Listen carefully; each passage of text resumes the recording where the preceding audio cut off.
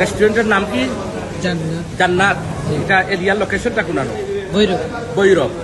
আসলে আমি মৌলভীবাজার থেকে টাকার উদ্দেশ্যে রওনা দিছি।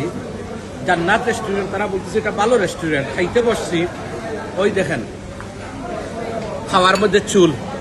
এত একটা পশ রেস্টুরেন্টে যদি এইভাবে খানার মধ্যে চুল পাওয়া যায়, এইভাবে যদি খানার মধ্যে চুল পাওয়া যায় একটা পশ রেস্টুরেন্টে, তাহলে আপনারা খাবেন কোথায়? আমি আসলে টাকার উদ্দেশ্যে রওনা, কিন্তু এখানে খাইতে বসছি বা এই অবস্থা কেন, এই চুল কেন বলেন? ওই লোকটা দেখো, ওই লোকটা দেখো, ওই লোকটা লোক, এই চুলটা কেন? এই জন্য আসলে হোটেলে খাইতে হলে সাবধান। আমি আমার ভাই বোনদেরকে বলবো যে পরিমাণ শক্তি হোটেল না খাওয়াই ভালো।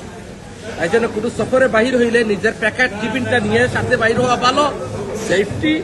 কারণ এই সমস্ত হোটেলগুলা আসলে ক্লিন নাই, এগুলা মারাত্মক ক্ষতিকর। এই যখন না ফেরে এখন খাইতেছি। আল্লাহ সকলকে হেফাজত করুন।